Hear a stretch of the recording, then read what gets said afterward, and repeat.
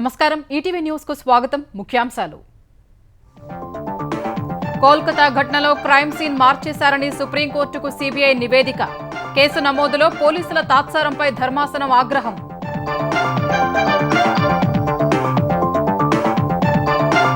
వైద్యుల భద్రతపై ప్రభుత్వాలు ప్రైవేటు ఆసుపత్రులకు సుప్రీం కీలక ఆదేశాలు 11 రోజుల ఆందోళనను విరమించిన డాక్టర్లు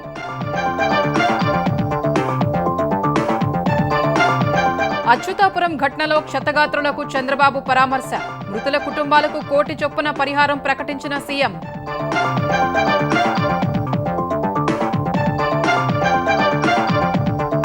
ఎసెన్షియా యాజమాన్యం తీరుపై సీఎం అసంతృప్తి దుర్ఘటనపై విచారణకు ఆదేశం పరిశ్రమల్లో సేఫ్టీ ఆడిట్ కు కమిటీ వేస్తామని ప్రకటన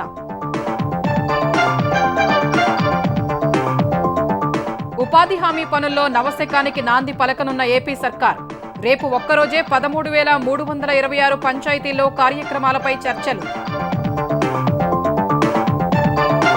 బేషరతు రుణమాఫీ కోసం తెలంగాణలో బీఆర్ఎస్ నిరసనలు లక్ష్యం చేరే వరకు వదలబోమన్న కేటీఆర్ రైతులను రెచ్చగొట్టే చర్యలొద్దన్న సీఎం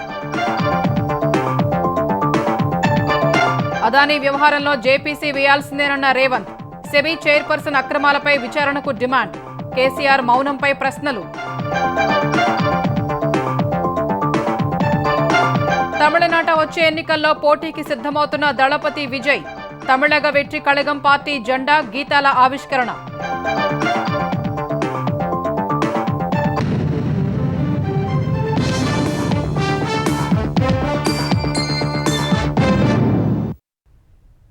కోల్కతా ఆసుపత్రిలో హత్యాచారానికి గురైన వైద్యురాలిది అసహజ మరణమని కేసు నమోదు చేయడంలో జాప్యంపై సుప్రీంకోర్టు మండిపడింది ఈ విషయంలో పోలీసులు జాప్యం చేయడం అత్యంత ఆందోళన కలిగించే అంశమని తెలిపింది ఈ కేసు తమ చేతికి వచ్చేసరికి క్రైమ్ సీన్ మొత్తాన్ని మార్చేశారని దర్యాప్తు సవాలుగా మారిందని సీబీఐ సమర్పించిన నివేదికను పరిశీలించిన కోర్టు పోలీసులు సహా బెంగాల్ ప్రభుత్వంపై ఆగ్రహం వ్యక్తం చేసింది ఈ కేసు నమోదు చేసిన అధికారి విచారణకు హాజరు కావాలని ఆదేశించింది ఆందోళన చేస్తున్న వైద్యులు తక్షణం విధుల్లో చేరాలని తెలిపింది వైద్యుల భద్రతపై కేంద్ర రాష్ట్ర ప్రభుత్వాలు ప్రైవేటు ఆసుపత్రులకు కీలక ఆదేశాలు జారీ చేసింది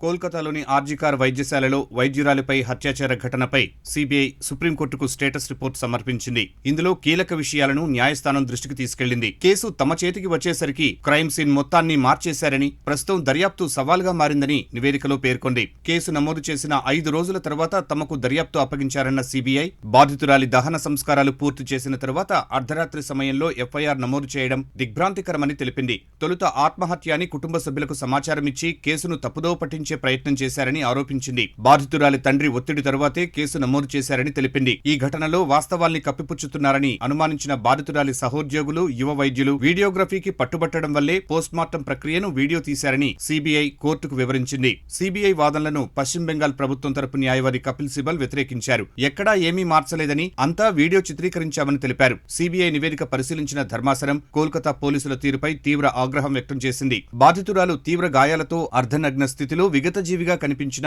అసహజ మరణమని రికార్డుల్లో ఆలస్యంగా నమోదు చేయడం తీవ్ర ఆందోళనకరమని పేర్కొంది అసహజ మరణమంటూ కేసు నమోదు చేయడానికి ముందే పోస్ట్ మార్టం నిర్వహించడం ఆశ్చర్యంగా ఉందని తెలిపింది క్రైమ్ సీన్ ను సీల్ చేయకుండా శవ పరీక్ష జరిగిన తర్వాత 18 గంటల వరకు ఎందుకు వేచి చూశారని ప్రశ్నించింది ఈ కేసులో ఏఎస్పీ తీరు అనుమానాస్పదంగా ఉందని ధర్మాసనం పేర్కొంది ఘటనపై కాలేజీ ప్రిన్సిపల్ పోలీసులకు ఫిర్యాదు చేయకుండా ఎందుకు ఆలస్యం చేశారని దాని వెనుక ఉన్న ఉద్దేశం ఏంటని నిలదీసింది అతనితో టచ్ లో ఎవరు ఉన్నారని బెంగాల్ ప్రభుత్వాన్ని సుప్రీంకోర్టు ప్రశ్నించింది ఈ కేసును తొలుత రికార్డుల్లో నమోదు చేసిన పోలీసు అధికారి తదుపరి విచారణకు కోర్టు ఎదుట హాజరు కావాలని ఆదేశించింది నిందితుడి వైద్య రిపోర్టును కూడా సమర్పించాలని సీబీఐకి సూచించింది కోల్కతా హత్యాచార ఘటనపై నిరసన చేపడుతున్న వైద్యులంతా తక్షణమే విధుల్లో చేరాలని సుప్రీంకోర్టు సూచించింది న్యాయాన్ని వైద్యాన్ని ఆలస్యం చేయరాదన్న న్యాయస్థానం వైద్యం కోసం వస్తున్న పేదలను విస్మరించలేమని వైద్యుల ఆందోళనతో రోగులు నష్టపోకూడదని పేర్కొంది ఇదే సమయంలో వైద్యుల భద్రతపై కేంద్ర రాష్ట్ర ప్రభుత్వాలకు కీలక సూచనలు చేసింది జాతీయ టాస్క్ ఫోర్స్ కమిటీ ముందు వైద్యులు తమ భద్రతకు సంబంధించి సలహాలు సూచనలు ఇచ్చేలా పోర్టల్ను ఏర్పాటు చేయాలని కేంద్ర ఆరోగ్య మంత్రిత్వ శాఖను ఆదేశించింది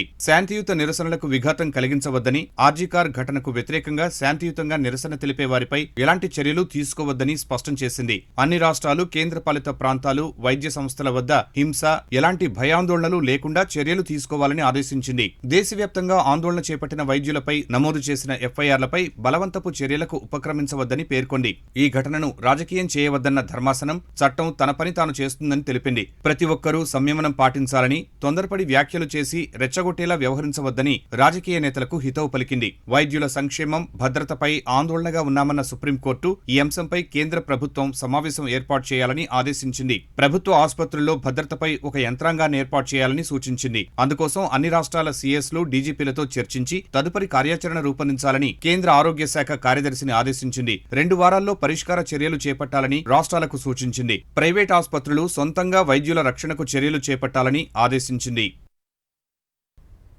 సుప్రీంకోర్టు ఆదేశాలతో ఢిల్లీ ఎయిమ్స్, ఆర్ఎంఎల్, ఇతర ప్రభుత్వ ఆసుపత్రుల రెసిడెంట్ డాక్టర్లు ఆందోళన విరమించారు. ఆర్జికర్ వైద్య కళాశాల డాక్టర్ హత్యాచార ఘటనపై దర్యాప్తు జరుగుతోందని, వైద్యుల భద్రతపై సిఫారసుల కోసం జాతీయ స్థాయి టాస్క్ ఫోర్స్ ఏర్పాటు సహా భద్రతా చర్యలపై కేంద్ర రాష్ట్ర ప్రభుత్వాలకు సుప్రీంకోర్టు ఇచ్చిన ఆదేశాలతో వైద్యులు ఆందోళన విరమించారు. 11 రోజుల నుంచి నిరసన చేపడితే రోగులు ఎంత ఇబ్బంది పడతారో ఆలోచించాలంటూ సీజీఐ జస్టిస్ డివై చంద్రచూడ్ చేసిన వ్యాఖ్యల్ని దృష్టిలో పెట్టుకుని వైద్యులు విధులకు హాజరవుతున్నట్టు తెలిపారు. విశాఖ అచ్యుతాపురం సెజ్లోని ఎసెన్షియా ఫార్మా కంపెనీ ప్రమాదంలో చనిపోయిన కార్మికుల కుటుంబాలకు ప్రభుత్వం ₹1 కోటి చొప్పున పరిహారం ప్రకటించింది. ఆసుపత్రికి వెళ్లి క్షతగాత్రులకు ధైర్యం చెప్పిన సీఎం చంద్రబాబు వైద్య ఖర్చు ఎంతైనా భరిస్తామని భరోసా ఇచ్చారు. ప్రమాదంపై ఉన్నత స్థాయి కమిటీతో విచారణ జరిపిస్తామని, కార్మికుల భద్రతకు బాధ్యత తీసుకోకుండా పరిశ్రమలు ఇష్టానుసారం చేస్తామంటే కుదరదని తేల్చి చెప్పారు. అచ్యుతాపురం సెజ్లోని ఎసెన్షియా ఫార్మా కంపెనీలో జరిగిన ప్రమాదంలో గాయపడి వివిధ ఆసుపత్రుల్లో చికిత్స పొందుతున్న కార్మికులను సీఎం చంద్రబాబు పరామర్శించారు. తీవ్రంగా గాయపడిన వారికి చికిత్స అందిస్తున్న విశాఖలోని మెడికవర్ ఆసుపత్రికి వెళ్లిన ఆయన బాధితులందరి దగ్గరకు వెళ్లి పలకరించారు. అందుతున్న వైద్యం గురించి ఆరా తీశారు. ఎంత ఖర్చైనా భరించి ఎలాగోలా కాపాడుకుంటామని క్షతగాత్రులతో పాటు కుటుంబ సభ్యులకు భరోసా ఇచ్చారు. అవసరమైన వారికి ప్లాస్టిక్ సర్జరీ చేయిస్తామన్నారు. మళ్ళా వచ్చి ఉద్యోగం చేస్తున్నాడు, అది నా బాధ్యత. సరేనా? Very good. అనంతరం కేజీహెచ్కు వెళ్లిన ముఖ్యమంత్రి మృతుల కుటుంబాలను పరామర్శించారు. ఒక్కో మృతుడి కుటుంబానికి ₹1 కోటి, తీవ్రంగా గాయపడిన వారికి 50 లక్షలు, స్వల్పంగా గాయపడిన వారికి 25 లక్షల పరిహారం ప్రకటించారు. తర్వాత అచ్యుతాపురం సెజ్కు వెళ్లిన సీఎం ఎసెన్షియా పరిశ్రమలో ఘటన పూర్వాపరాల్ని ఆరా తీశారు. ఎసెన్షియా కంపెనీ యాజమాన్యం తీరును తప్పుపట్టిన సీఎం దుర్ఘటనపై విచారణకు ఆదేశించారు. ఈ సంఘటన ఒక ఆధారంగా తీసుకుని ఒక ఎంక్వైరీ కమిటీని ఇస్తున్నాను, high level committee. They will go through total scrutiny. ఈ ఇండస్ట్రీలో ఏమేం జరిగింది, ఏమేమి ల్యాప్సెస్ ఉన్నాయి. ఫస్ట్ యాదగిరెడ్డి పెట్టాడు, తర్వాత డక్కన్ కెమికల్స్ వచ్చారు, గొడవలు వచ్చాయి. వాళ్ళ గొడవలు కూడా దీనికి రిఫ్లెక్ట్ అయ్యే పరిస్థితి వచ్చింది. ఈ రోజు ఇంత సీరియస్ ఇష్యూ జరిగిన తర్వాత, ఇంతమంది చనిపోయిన తర్వాత, ప్రమోటర్ ఎవరైతే ఫ్యాక్టరీ పెట్టాడో ఈ should have come. That is responsibility, fundamental duty. రాకుండా ఎక్కువ ప్లాంట్ మేనేజర్కి అప్పచెప్పేసి వెళ్ళిపోయే పరిస్థితికి వచ్చాడు. మా అడ్మినిస్ట్రేషన్ కూడా టచ్ దగ్గర రాలేదు. అది కరెక్ట్ అప్రోచ్ కాదు.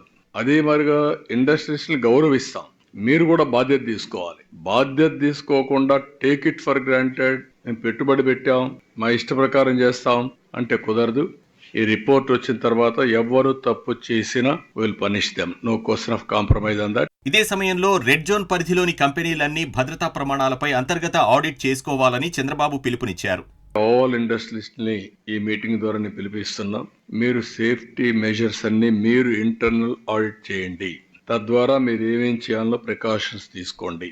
ఎన్ఫోర్స్మెంట్ ఏజెన్సీస్ అన్ని ఒక కామన్ ప్లాట్ఫామ్ మీద తీసుకొచ్చాం. ఎవరి పాటికి వాళ్ళు పోయి ఎవ్రీడే పోయి గొడవ చేయడం కంటే వీళ్ళందరూ కూడా టీమ్ గా వెళ్ళాలి. అది కూడా సిస్టమ్ డ్రివెన్ సెలెక్షన్. ఎవరు అడిగే పని లేదు, వాళ్ళు పోయి చెక్ చేస్తారు. అవి కంపైల్ చేసి మళ్ళా సిస్టమ్ లో పెట్టాలి. అది పెట్టిన తర్వాత ర్యాండమ్ కింద మళ్ళీ అవసరమైతే ఒక ఆడిట్ చేస్తాం, వేరే పార్టీని పంపించి. అలాంటి చేసి ఇండస్ట్రియలిస్ట్ కి ఎవరికి ఇబ్బంది ఉండకూడదు. పరిశ్రమలతో పాటు ప్రజల ప్రాణాలు కూడా ముఖ్యమేనని చంద్రబాబు తేల్చి చెప్పారు. పరిశ్రమల్లో ప్రమాదాల నివారణకు వచ్చే 3 నెలల్లో కార్యాచరణ రూపొందిస్తామని ఆంధ్రప్రదేశ్ ఉప ముఖ్యమంత్రి పవన్ కళ్యాణ్ చెప్పారు. మంగళగిరిలోని తన నివాసంలో మీడియాతో మాట్లాడిన పవన్, అనకాపల్లి ఫార్మాసిస్లో జరిగిన ప్రమాదం పట్ల విచారం వ్యక్తం చేశారు. ఇందులో యాజమాన్య నిర్లక్ష్యం ఉన్నట్లు తేలిందన్నారు. పరిశ్రమల్లో సేఫ్టీ ఆడిట్ నిర్వహించాలని తాను మొదటి నుంచి చెబుతున్నానని గుర్తు చేశారు. అయితే సేఫ్టీ ఆడిట్ వల్ల పరిశ్రమలు వెళ్లిపోతాయనే అభిప్రాయాన్ని అధికారులు వ్యక్తం చేసినట్లు తెలిపారు. ప్రమాదం జరిగినప్పుడు సంతాపం తెలపడం, పరిహారం ఇవ్వగానే సమస్య పరిష్కారం కాదన్న పవన్, త్వరలో విశాఖ వెళ్లి పరిశ్రమల యజమానులతో ప్రత్యేక సమావేశం నిర్వహిస్తానని వెల్లడించారు. నేను ప్రత్యేకించి మరీ చెప్తున్నాను. ఇప్పుడు అంటే నేను ఎందుకు ఒక అడుగు ముందుకేయడానికి నేను ఎందుకు సంకోచిస్తున్నానంటే, ఒకసారి అది ప్రభుత్వానికి ఇబ్బందిగా ఉండకూడదు గబుక్కుని నా ఉద్దేశం సేఫ్టీ ఆడిట్, జనాల ప్రాణాలు పోకూడదు, కార్మికుల ప్రాణాలు పోకూడదు అనుకునే పరిస్థితిలో ఉంటాను నేను ఎప్పుడు. అలాంటిది ఇలాంటి సేఫ్టీ ఆడిట్ చేస్తే ఉన్న పరిశ్రమలు వెళ్ళిపోతాయి అని చెప్పి ఒక వదంతి ఉంది. అది కొంచెం మాట్లాడతారు నాతోటి, మీరు ఇలా చేస్తే పరిశ్రమలు వెళ్ళిపోతాయి, పరిశ్రమలకి అనుకూలమైన వాతావరణం ఉండదు అంటే. నా ఉద్దేశం ఏంటంటే అది కనీస భద్రత అనేది పరిశ్రమలు ఇవ్వాల్సింది కదా. వీటి మీద ఒక క్లీన్ సేఫ్టీ మన పొల్యూషన్ ఆడిట్ అయితే జరగాలి. అది we will take it forward. అర్హులైన రైతులందరికీ ఎలాంటి షరతులు లేకుండా 2 లక్షల రూపాయల రుణమాఫీ చేయాలంటూ తెలంగాణ వ్యాప్తంగా బీఆర్ఎస్ ఆందోళనలు చేపట్టింది. బీఆర్ఎస్ కార్యనిర్వాహక అధ్యక్షుడు కేటీఆర్ పిలుపు మేరకు అన్ని మండల, నియోజకవర్గ కేంద్రాల్లో ధర్నాలు నిర్వహించారు. పెద్దపల్లి జిల్లాలో రాజీవ్ రహదారిపై రాస్తారోకో నిర్వహించి రాష్ట్ర ప్రభుత్వానికి వ్యతిరేకంగా నినాదాలు చేశారు.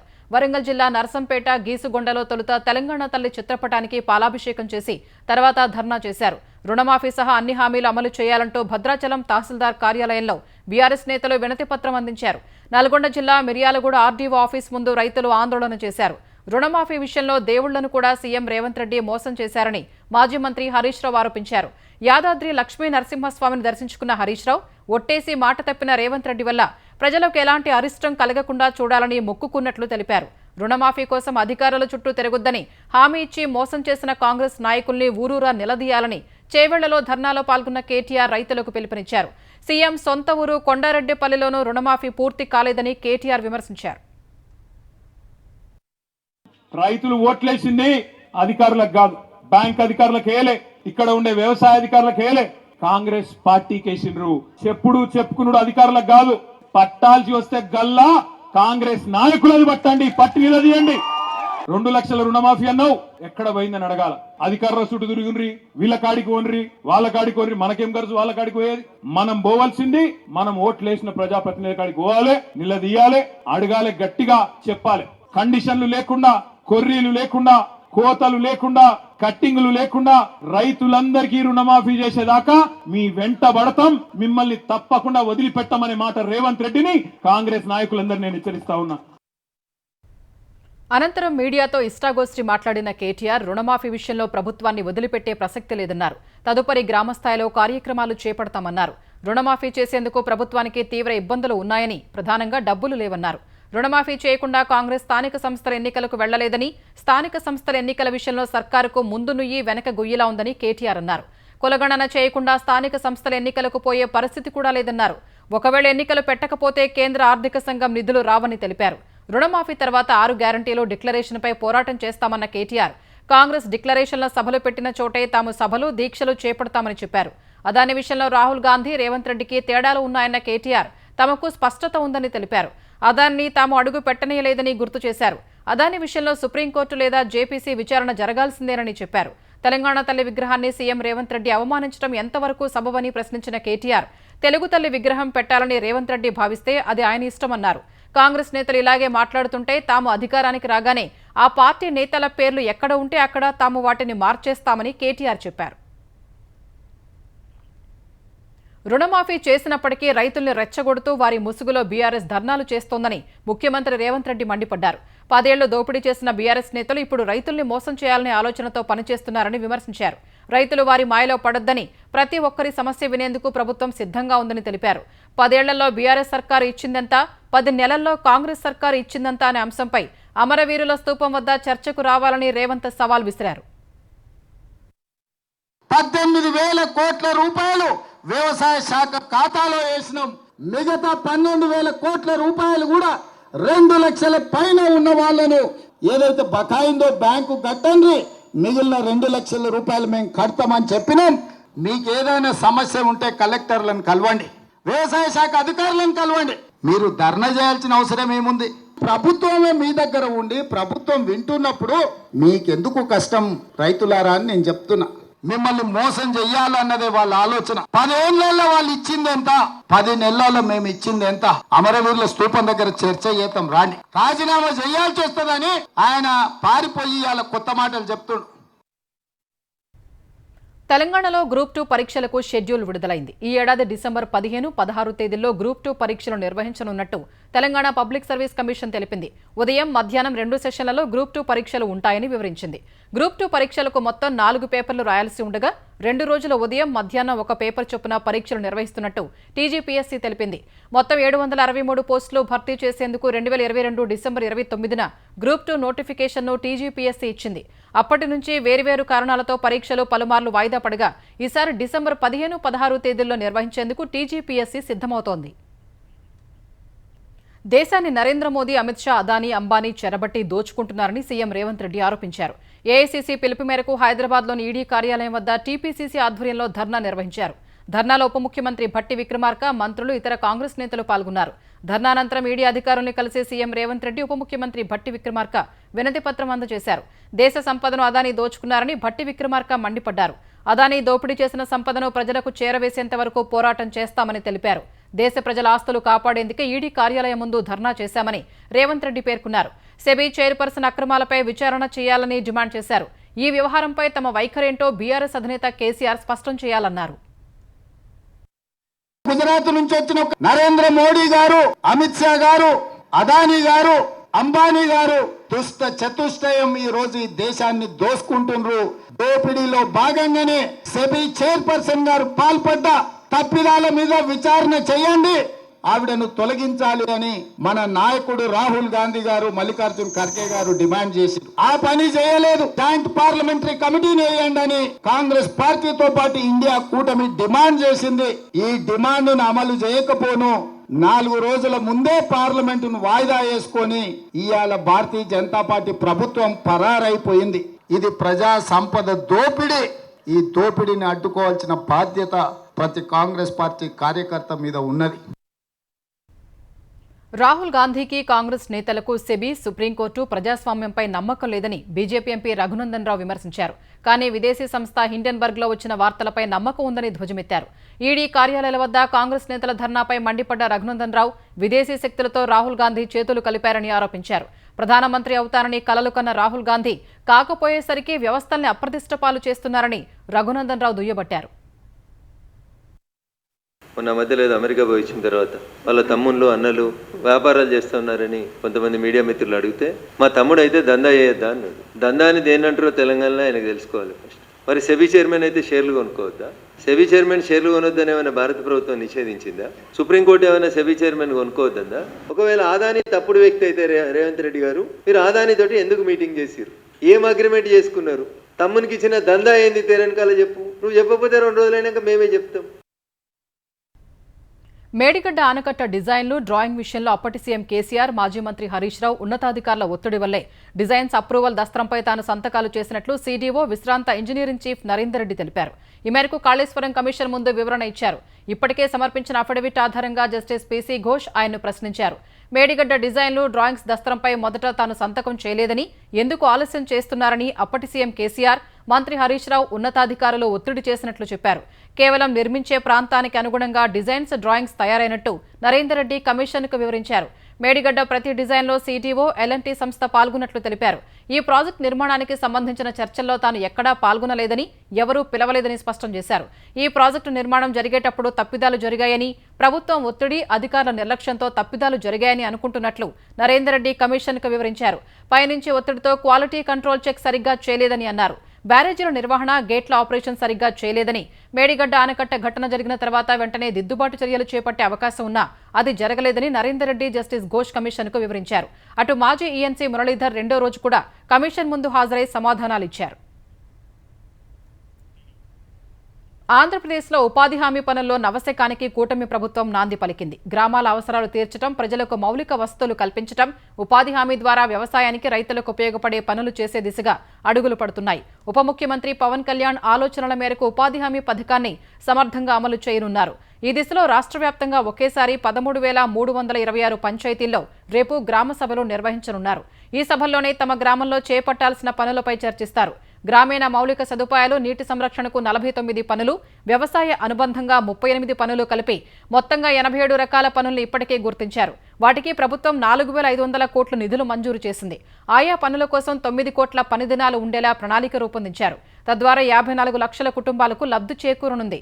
పంచాయతీరాజ్ వ్యవస్థను బలోపేతం చేయటం, సర్పంచులకు అధికారాలు కల్పించడం, ప్రజలకు మేలు చేసేలా ఉపాధి హామీ పథకాన్ని తీర్చిదిద్దినట్లు ఉప ముఖ్యమంత్రి పవన్ కళ్యాణ్ చెప్పారు.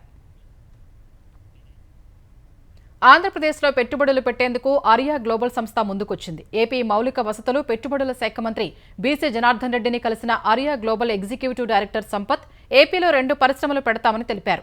300 కోట్ల రూపాయలతో బయోసింథటిక్ వుడ్, హైడ్రోఫోయిల్ బోట్ల తయారీ కంపెనీలు పెట్టనున్నామని మంత్రికి వెల్లడించారు. హైడ్రోఫోయిల్ బోట్లను త్వరలో నేవీకి అందించనున్నట్లు తెలిపారు.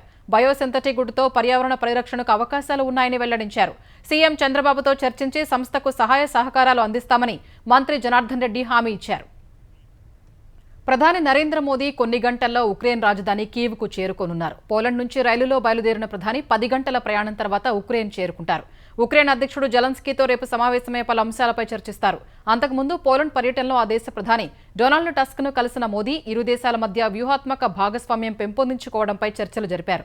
ఈ చర్చల్లో రష్యా ఉక్రెయిన్ యుద్ధంపై తీవ్ర ఆందోళన వ్యక్తం చేసిన మోదీ ఆ ప్రాంతంలో శాంతి, సుస్థిరత పునరుద్ధరణకు సహకరిస్తామని తెలిపారు. యుద్ధ భూమిలో పరిష్కారాలు లభించవన్న మోదీ ప్రపంచ సవాళ్లను ఎదుర్కోవడానికి ఐక్యరాజ్యసమితి, ఇతర ప్రపంచ సంస్థల్లో సంస్కరణలు అవసరమని వివరించారు. ఈ ఏడాది ఫిబ్రవరిలో తమిళిగ వెట్రి కళగం పేరుతో పార్టీని ప్రకటించిన ప్రముఖ తమిళ స్టార్ హీరో దళపతి విజయ్ తన పార్టీ జెండాను ఆవిష్కరించారు. చెన్నైలోని తన పార్టీ కార్యాలయంలో జెండాను ఎగురవేశారు. తర్వాత పార్టీ గీతాన్ని కూడా విడుదల చేశారు. అనంతరం కులం, మతం, లింగం, ప్రాంతం పేరుతో జరుగుతోన్న వివక్షను తొలగిస్తామని విజయ్ ప్రతిజ్ఞ చేశారు. ప్రజలకు అవగాహన కల్పించి అందరికీ సమాన హక్కులు, అవకాశాల కోసం కృషి చేస్తామన్నారు.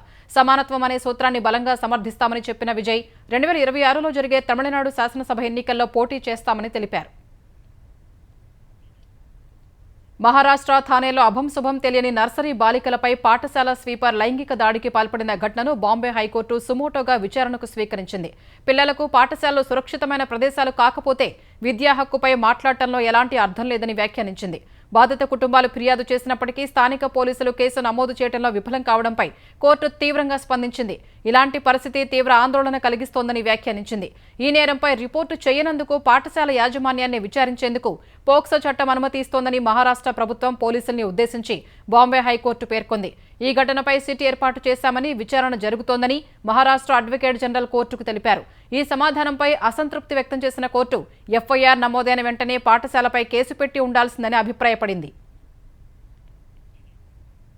తిరుమల శ్రీవారిని ఇవాళ పలువురు సినీ, రాజకీయ ప్రముఖులు దర్శించుకున్నారు. మెగాస్టార్ చిరంజీవి తన 69వ పుట్టినరోజున కుటుంబ సభ్యులతో కలిసి స్వామివారి సుప్రభాత సేవలో పాల్గొన్నారు.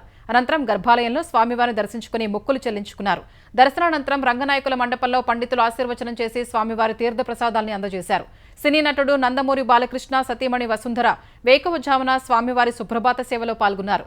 అనంతరం స్వామివారిని దర్శించుకుని స్వామివారి తీర్థ ప్రసాదాలు అందుకున్నారు. దేవాదాయ శాఖ మంత్రి ఆనం రామనారాయణ రెడ్డి స్వామివారిని దర్శించుకున్నారు.